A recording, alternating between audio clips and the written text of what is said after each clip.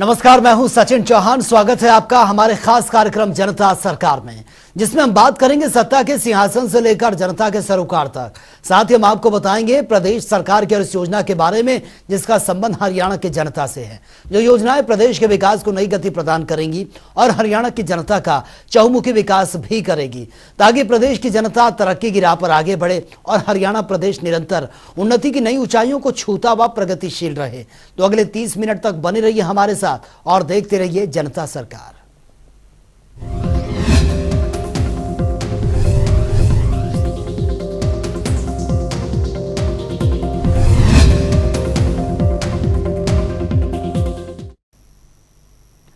रक्षाबंधन के मौके पर मुख्यमंत्री मनोहर लाल ने ग्रामीण चौकीदारों को मनोहर तोहफा दिया है। सीएम ने ग्रामीण चौकीदारों के मानदेय में बढ़ोतरी की घोषणा की है, जिसके बाद अब ग्रामीण चौकीदारों का मानदेय बढ़कर 11,000 रुपए कर दिया गया है। ग्रामीण चौकीदारों के प्रतिनिधि मंडल से मुलाकात के दौरान सीएम ने और भी कई बड़ी घोषणाएं की हैं। ये रिपोर्ट आप देखिए। रक्षाबंधन पर मनोहर तोहफा, ग्रामीण चौकीदारों का बढ़ाया मानदेय। मानदेय बढ़कर हुआ 11,000 रुपए। वर्दी भत्ता भी बढ़कर हुआ 4,000 रुपए। सेवानिवृत्त पर मिलेगी एकमुश्त 2 लाख की राशि। रक्षाबंधन के पावन अवसर पर मुख्यमंत्री मनोहर लाल ने ग्रामीण चौकीदारों को नायाब तोहफा दिया और कई अहम घोषणाएं भी की हैं। प्रदेश में अब चौकीदारों को 11,000 रुपए मानदेय के साथ 4,000 रुपए वर्दी भत्ता भी मिलेगा। साथ ही सेवानिवृत्त पर एकमुश्त 2 लाख की राशि भी मिलेगी। इसके अलावा हर 5 साल बाद ग्रामीण चौकीदारों को साइकिल दी जाएगी। लाठी एवं बैटरी के लिए भी सालाना 1,000 रुपए मिलेंगे। रक्षाबंधन के मौके पर सीएम मनोहर लाल ने राज्य भर से आए ग्रामीण चौकीदारों के प्रतिनिधियों से मुलाकात के दौरान ये घोषणाएं की हैं। मुख्यमंत्री मनोहर लाल ने कहा, सरकार ने व्यवस्था परिवर्तन का काम किया और सभी सफाई कर्मचारी एवं अन्य वर्करों का मानदेय हर माह समय पर मिलना सुनिश्चित किया गया है। उन्होंने कहा कि परिवार पहचान पत्र के माध्यम से खुद ही नवीनतम आंकड़े मिल रहे हैं। पीपीपी से बीपीएल राशन कार्ड बनाने, वृद्धावस्था पेंशन, आयुष्मान भारत योजना के कार्ड बनाने जैसे सभी कार्य किए जा रहे हैं और इस योजना का ग्रामीणों को सीधा लाभ मिल रहा है और नागरिकों में खुशी का माहौल है। मृत्यु पंजीकरण की राशि मिलेगी 400 रुपए। मुख्यमंत्री मनोहर लाल ने कहा कि ग्रामीण चौकीदार गांव की इकाई में अहम कड़ी होती है। चौकीदार से जन्म एवं मृत्यु पंजीकरण के अलावा अब शादी पंजीकरण कार्य में भी पूर्ण सहयोग लिया जाता है। उन्होंने कहा कि मृत्यु पंजीकरण की राशि 300 रुपए की बजाय 400 रुपए हर माह मिलेगी। उन्होंने कहा कि चौकीदारों के मानदेय के लिए ऑनलाइन व्यवस्था की जाएगी। इसके लिए चौकीदार ग्राम सचिवालय एवं पंचायत घर में ऑनलाइन बटन दबाकर अपनी हाजिरी सुनिश्चित करेंगे, ताकि उन्हें मानदेय हर माह समय पर मिल सके। ग्रामीण चौकीदारों को आकस्मिक मृत्यु पर मिलेंगे 5 लाख रुपए। चौकीदारों को बढ़ा हुआ मानदेय अक्टूबर 2023 से लागू होगा और नवंबर माह के मानदेय में मिलेगा। इस पर चौकीदार संगठनों ने मुख्यमंत्री का आभार जताते हुए कहा कि मुख्यमंत्री ने ग्रामीण चौकीदारों के लिए कई घोषणाओं का पिटारा खोल दिया। उन्होंने कहा कि राज्य में 18 से 45 साल की आयु में किसी भी बीपीएल परिवार के सदस्य की आकस्मिक मृत्यु हो जाती है तो सरकार की ओर से उसे 5 लाख रुपए की आर्थिक सहायता निःशुल्क प्रदान की जा रही है। इसके अलावा 45 से 60 साल की आयु वाले व्यक्तियों को अचानक मृत्यु पर 3 लाख रुपए की राशि दी जा रही है। उन्होंने कहा कि ग्रामीण चौकीदारों को भी आकस्मिक मृत्यु होने पर 5 लाख रुपए की राशि का लाभ दिया जाएगा। सेवानिवृत्त पर मिलेगा एकमुश्त 2 लाख रुपए का लाभ। प्रदेश में 1,80,000 की आय वाले परिवारों को आयुष्मान योजना का लाभ दिया जा रहा है। इसके अलावा 3 लाख रुपए तक की आमदनी वाले परिवारों से 125 रुपए की राशि हर माह से लेकर 5 लाख रुपए तक का दयालु योजना में स्वास्थ्य लाभ दिया जा रहा है। मुख्यमंत्री मनोहर लाल ने कहा, ग्रामीण चौकीदारों को आंगनबाड़ी कार्यकर्ताओं की तर्ज पर सेवानिवृत्त के दौरान एकमुश्त 2 लाख का लाभ दिया जाएगा। इसके अलावा चौकीदारों को ईपीएफ योजना के तहत 12% खुद वहन करना होता है और 12% हिस्सा सरकार की ओर से जमा करवाया जा रहा है। ग्रामीण चौकीदार योग्यता अनुसार अन्य पदों पर होंगे समायोजित। मुख्यमंत्री ने बताया कि जो गांव नगर निगम में आ जाते हैं, उनके ग्रामीण चौकीदारों को योग्यता के अनुसार अन्य पदों पर समायोजित किया जाएगा। ये निर्णय चौकीदारों के लिए बहुत ही कारगर साबित होगा। ग्रामीण चौकीदार नगर निगम में अपनी योग्यता अनुसार पदों पर समायोजित किए जाएंगे। इसके अलावा मृत्यु रजिस्ट्रेशन में मिलने वाली राशि 300 से बढ़ाकर 400 रुपए कर दी गई है। इसके लिए ग्रामीण चौकीदार कॉमन सर्विस सेंटर पोर्टल पर अपलोड करवाएं। यह राशि उन्हें हर माह प्रदान की जाएगी। ग्रामीण चौकीदारों से मुलाकात के दौरान मुख्यमंत्री मनोहर लाल के साथ उनके राजनीतिक सलाहकार कृष्ण बेदी, मुख्यमंत्री के प्रधान सचिव वी उमाशंकर, महानिदेशक विकास एवं पंचायत डी.के. बेहरा, बीडीपीओ मुख्यालय दलजीत सिंह और विनस भी मौजूद रहे। ब्यूरो रिपोर्ट, जनता टीवी।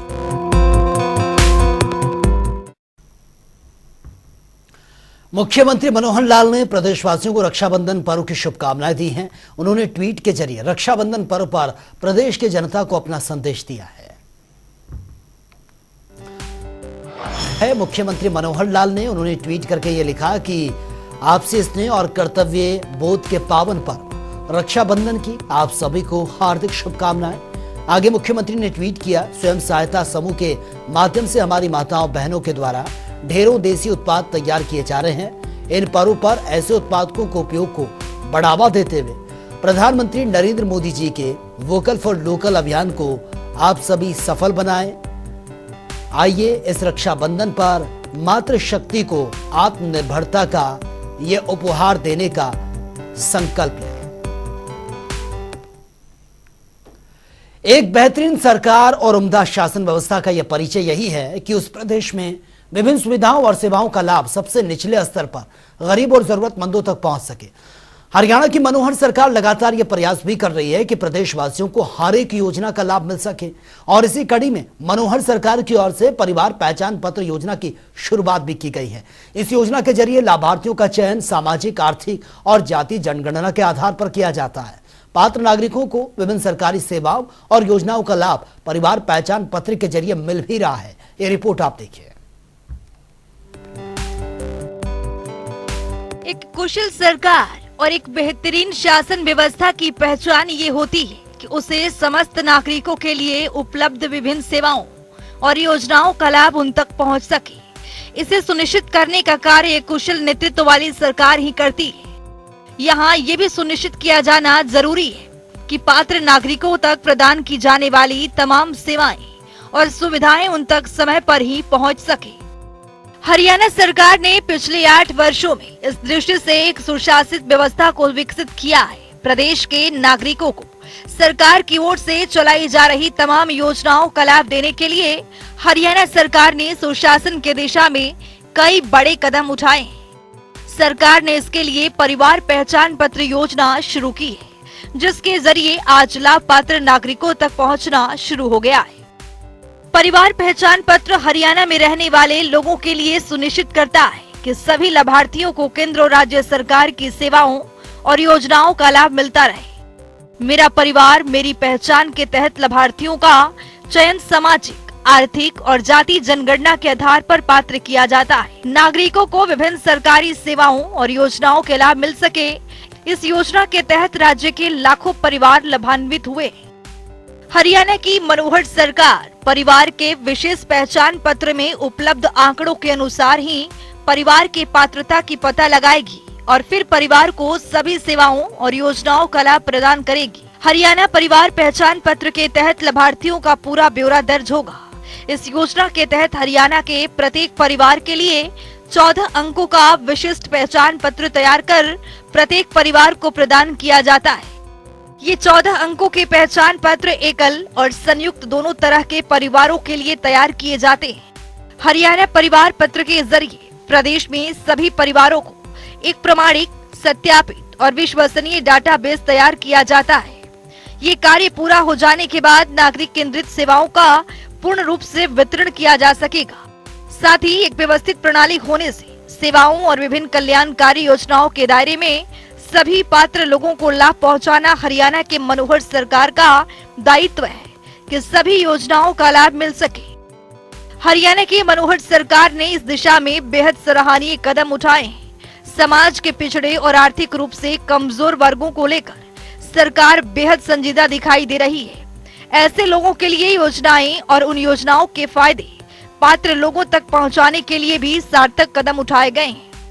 हरियाणा सरकार ने राज्य में प्रत्येक परिवार को विशिष्ट पहचान पत्र प्रदान करने के लिए परिवार पहचान पत्र पोर्टल मेरा परिवार.हरियाणा.gov.in लॉन्च किया है। ये पोर्टल सूचना प्रौद्योगिकी का उपयोग करके लोगों को पारदर्शी और सरल तरीके से सरकारी योजनाओं का लाभ देने की सुविधा प्रदान करेगा। इस ऑनलाइन पोर्टल के जरिए प्रदेश के लोग परिवार पहचान पत्र के लिए ऑनलाइन आवेदन कर सकते हैं। परिवार पहचान पत्र के पूरे हरियाणा की आबादी का परिवार के हिसाब से उनके हर सदस्य का एक डाटा कैसे हम रख सके ताकि हर किसी का कल्याण करने के लिए सरकारी योजनाएं बनाई जा सके। चाहे वो छोटे बच्चे 0 से 5 साल के हैं, चाहे 5 से 18 स्कूल गोइंग चिल्ड्रन हैं, चाहे 18 से 25 हायर एजुकेशन का लेवल है, चाहे 25 से 60 उनको एम्प्लॉयमेंट के नाते से उनकी अपनी आजीविका परिवार चलाने के नाते से है, और चाहे 60 साल के बाद आयु के लोग हैं जिनको अपनी एक सोशल सिक्योरिटी चाहिए, वो भी हमने अलग से उसके ऊपर ध्यान दिया है। और ये पांचों वर्ग जैसे मैंने बताया आयु के हिसाब से बांट करके हमने अलग अलग विभागों के जिम्मे काम लगा रखे हैं कि भाई आप इस एक आयु वर्ग की पूरी देखरेख करेंगे। आज के आवश्यकता के हिसाब से आज के तरीकों से इसको 5 हिस्सों में बांट दिया है और उसी में हर विभाग का काम WCD 0 से 5 साल, 5 से 18 स्कूल एजुकेशन, 8 से 18 से 25 हायर एजुकेशन, 25 से 60 एम्प्लॉयमेंट के बाद 60 के ऊपर सोशल जस्टिस डिपार्टमेंट। तो एक प्रकार के सारे काम उनके माध्यम से किए जाएंगे। कोई भी व्यक्ति समाज का ऐसा न बचे जिसको कोई तकलीफ है और उसकी हमारी योजना नहीं बनी उसका तकलीफ को दूर करने के लिए। तो यथासंभव हर नागरिक की चिंता करना, ये हम इस परिवार पहचान पत्र का जो एक हिसाब किताब है इसके माध्यम से करेंगे। काफी शुरू हो गया है, काफी आगे बढ़ेंगे। मेरा परिवार मेरी पहचान ये हरियाणा सरकार की वो अनूठी पहल है जो नागरिकों को सीधा लाभ पहुंचाने की बनाई गई है। इस योजना के लागू होने से बिचौलियों की गुंजाइश जड़ से समाप्त हो गई है। ये एक बहुआयामी योजना है जिससे अनेकों सुविधाएं और सुगमताएं जुड़ी हैं। इससे विभिन्न आवेदन प्रक्रियाओं में तेजी आएगी। प्रधानमंत्री आवास योजना के आवेदन में आसानी होगी। पात्र जन चिकित्सकीय योजनाओं से स्वतः जोड़े जा सकेंगे। आयुष्मान भारत योजना से जोड़े जाएंगे। पात्र लोगों की राशन कार्ड आसानी से जारी हो सकेंगे। पात्र लोगों को विभिन्न पेंशन सुविधाओं के दायरे में लाया जा सकेगा। व्यवस्था और नागरिकों के बीच पारदर्शिता कायम होगी। अधिक पात्र लोगों को समाज कल्याण योजनाओं का लाभ मिल पाएगा। लाडली और विवाह शगुन योजनाओं का भी लाभ होगा। कृषि और बागवानी से जुड़ी सब्सिडी पात्र लोगों तक पहुंच पाएगी। परिवार के लापता सदस्यों को ट्रैक कर पाने में मददगार साबित होगा। सरकारी नौकरियां पाने में सहायक सिद्ध होगा। विभिन्न छात्रवृत्ति योजनाएं हासिल करने में मददगार होगा। उन सेवाओं का लाभ मिल सकेगा जिसके लिए सिर्फ प्रदेश के नागरिक ही पात्र हैं। ये सरकार की वो महत्वाकांक्षी योजना है जिससे हरियाणा प्रदेश की ई गवर्नेंस छवि को देश भर में ख्याति मिल रही है। इस योजना के लिए सॉफ्टवेयर तकनीक का इस्तेमाल किया गया है। इसकी मदद से आपको एक जगह बैठे हुए सारी जानकारी बेहद सरलता से उपलब्ध हो सकेगी। इसमें अगर आपको खुद से जुड़ी किसी अपलोडेड जानकारी में गलती नजर आ रही है या आप उसमें किसी तरह का बदलाव करना चाहते हैं तो आपको किसी केंद्र के चक्कर नहीं लगाने पड़ेंगे, बल्कि पोर्टल सभी जानकारियों को अपलोड कर देगा। यहाँ तक कि अगर किसी लड़की का विवाह होता है तो पोर्टल के जरिए लड़की का नाम पिता के परिवार से हटाकर पति के परिवार में जोड़ दिया जाएगा। राज्य के नागरिकों को परिवार पहचान पत्र बनवाने के लिए आवेदन करने के लिए ऑनलाइन पोर्टल की सुविधा प्रदान कर रही है। राज्य के लोग बड़ी ही आसानी से घर बैठे इंटरनेट के माध्यम से परिवार पहचान पत्र के लिए ऑनलाइन आवेदन कर सकते हैं। इन ऑनलाइन पोर्टल के माध्यम से राज्य के नागरिकों को रजिस्ट्रेशन की सुविधा इसलिए दी जा रही है ताकि उन्हें कहीं जाना न पड़े। इस ऑनलाइन पोर्टल का उद्देश्य पंजीकरण प्रक्रिया को गति देना और अधिक से अधिक लोगों को इस योजना से जोड़ना है। इस कार्यक्रम के तहत हर नागरिक और हर परिवार डेटा जाता है, जिसका इस्तेमाल लोगों की जरूरत के हिसाब से योजनाएं बनाने के लिए किया जाएगा। इतना ही नहीं, आत्मनिर्भर हरियाणा कार्यक्रम के तहत भी इस डेटा का उपयोग किया जा सकेगा। इस योजना से लाभ उठाने के लिए आवेदक को सबसे पहले परिवार पहचान पत्र योजना की ऑफिशियल वेबसाइट पर जाना होगा। ऑफिशियल वेबसाइट पर जाने के बाद आपके सामने होम पेज खुल जाएगा। इस पोर्टल पर राज्य के लोग देख सकते हैं विकलांगता, विधवा, वृद्धावस्था पेंशन योजना के लिए ऑनलाइन प्रक्रिया कैसे लागू किया जाए। इसके अनुसार CSCS के ऑपरेटर फिर पेंशन योजनाओं की आवेदन फॉर्म ऑनलाइन भर सकते हैं।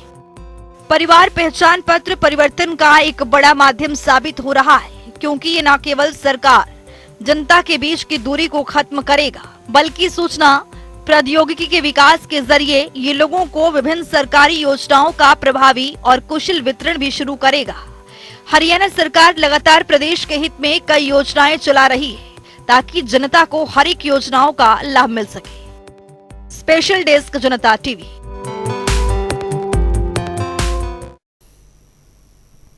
हरियाणा के मुख्यमंत्री मनोहर लाल जल संरक्षण की दिशा में कई महत्वपूर्ण काम कर रहे हैं ताकि आने वाली पीढ़ियों को जल संकट का सामना न करना पड़े।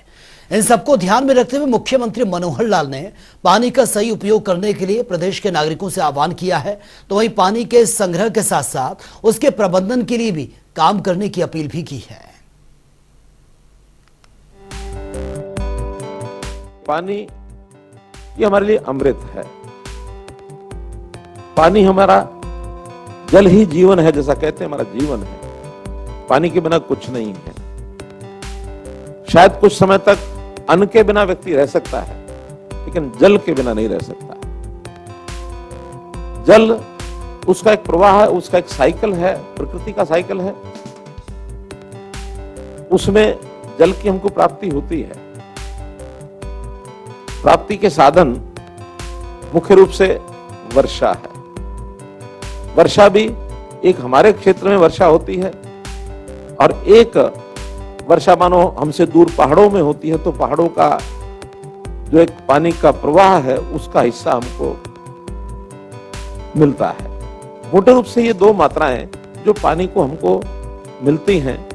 अब उसके बाद उसका संग्रह होता है। संग्रह होता है, डैम्स में संग्रह होता है, फिर वो कहीं हमारे पॉन्ड्स हैं, हमारी झीलें हैं, रिचार्ज होकर के भूगर्भ में जाता है। तो जमीन के अंदर भी पानी का एक बहुत बड़ा संग्रह का भंडार है। अब ये संग्रह जो होता है, उस संग्रह का हम फिर बाद में उपयोग करते हैं। और वो जो उपयोग है, वो उपयोग हमको पता है कि जैसे मुख्य रूप से पीने के लिए हम पानी का उपयोग करते हैं, खेती सिंचाई के लिए करते हैं, उद्योग के लिए करते हैं, और अन्य हमारी जितनी आवश्यकताएं हैं उन आवश्यकताओं के लिए हम करते हैं। संयोग ऐसा है कि पीने का तो हर एक जीव को पानी चाहिए, चाहे मनुष्य है, चाहे पशु है, कोई भी जानवर है, पक्षी है, हर छोटा बड़ा जीव उसको पानी पीने के लिए चाहिए। लेकिन एक मनुष्य ही ऐसा है जो पीने के अतिरिक्त और जो उसकी दिनचर्या की दैनिक आवश्यकताएं हैं वो भी पानी पर बहुत निर्भर करती हैं। हम स्नान भी करते हैं, हम कपड़े भी धोएंगे, हम वॉशरूम जाएंगे, वहां भी पानी की आवश्यकता होगी, हम अपना घर का फर्श भी साफ करेंगे, हम अपनी गाड़ी भी धोएंगे, हम अपने उद्योग में पानी ले जाएंगे। अब पानी की आवश्यकता है, पूर्ति करनी पड़ेगी। घर घर, हर घर जल, नल से जल, एक अभियान चलाया है। अब उसमें से कोई कहे कि पानी ज्यादा लगता है, ऐसा नहीं है। देखा जाए तो अगर सिस्टम कारगर हो गया तो उससे पानी बचेगा, क्योंकि जितने भी इससे पहले पानी का जो गांव में हम लगाते हैं, उसकी जो पोस्ट लगती है अलग से, उसके अंदर पानी अंधाधुंध चलता है, बिना रोक टोक के चलता है, नालियां भरी रहती हैं।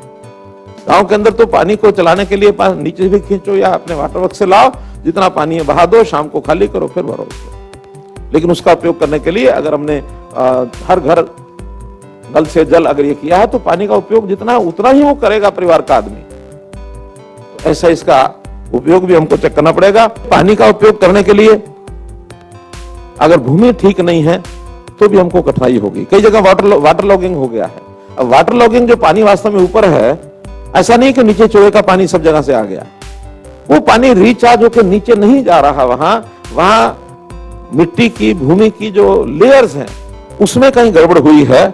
अगर वहां भी आप ट्यूबवेल लगा करके पानी निकालना चाहेंगे, वाटर लॉगिंग ऊपर के एरिया में है, नीचे आपको 60 फुट से 50 फुट से नीचे पानी, अच्छा पानी मिलेगा नहीं। पानी हमारे लिए इतना कम ना हो जाए कि अगली पीढ़ी, आने वाली पीढ़ी हमको कहीं कहे कि हमारे पूर्वज जो है वो, उनको कोई समझ नहीं थी, अकल नहीं थी। तो जैसे हमें पानी जो है विरासत में यहाँ तक मिला है, हम अगली पीढ़ी को भी पानी विरासत में दे करके जाए। तो चलिए अब जान देते हैं कि आज के सवाल का विजेता कौन है।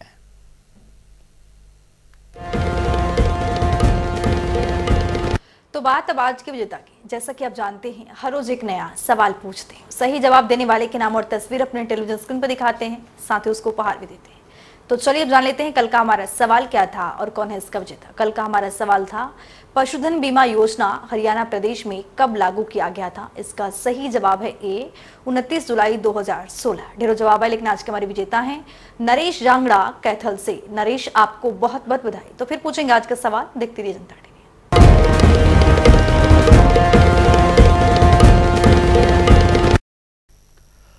तो वक्त हो गया है आज की मुलाकात का। आज की मुलाकात में हम हर दिन नए शख्सियत से आपको रूबरू कराते हैं, उनकी कार्यप्रणाली पर बारीकी से नजर भी डालते हैं और जानते हैं वो तमाम योजनाएं जो बनी है हरियाणा की जनता के लिए। तो ऐसी ही शख्सियत से जनता टीवी ने खास बातचीत की है। इनका नाम है रविंद्र सिंह, जो कि पानीपत से जिला समाज कल्याण अधिकारी के पद पर काबिज है। सुन लेते हैं।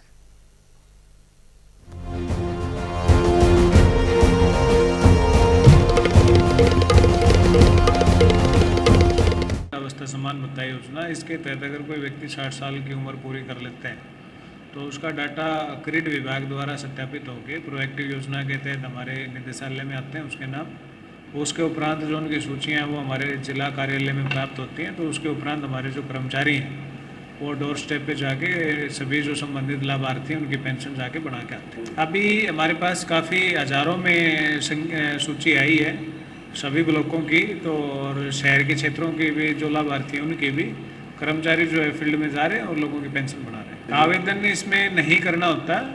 कर्मचारी के पास जो सूची आई मोबाइल में, ऑनलाइन जो सूची आई, उस सूची के मुताबिक उसमें उसका लाइव फोटो लेना होता है कर्मचारी ने, और उसके मुताबिक उसकी फैमिली आईडी और आधार कार्ड से उसकी डिटेल मैच करके जो वास्तविक लाभ पात्र है और उसकी पेंशन बना दी जाती है। कहीं जाने की जरूरत नहीं है, कहीं भटकने की जरूरत नहीं है, किसी प्रकार का कोई ऑनलाइन कोई आवेदन करने की जरूरत नहीं है। सरकार द्वारा इतना सुगमता पूर्वक योजना का संचालन जो है प्रारंभ कर दिया गया है कि अब आम आदमी की जो दिक्कत है उसको समाप्त कर दिया गया।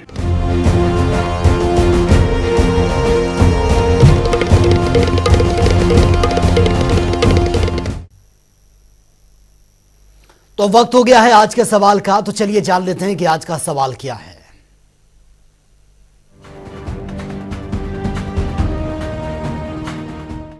हर रोज की तरह हाजिर हूँ आज का सवाल लेकर। जैसा कि आप जानते हैं, हर रोज एक नया सवाल पूछती हूँ, सही जवाब देने वाले के नाम और तस्वीर अपने टेलीविजन स्क्रीन पर दिखाते हैं, साथ ही उसको उपहार भी देते हैं। तो चलिए नजर डालते हैं आज के सवाल पर। हरियाणा सरकार ने प्रदेश में सक्षम युवा योजना कब शुरू की थी। ए, 1 अप्रैल 2019, बी, 3 अप्रैल 2018, सी, 1 अप्रैल 2017, डी, 4 अप्रैल 2017। तो दीजिए सही जवाब और बनिए विजेता।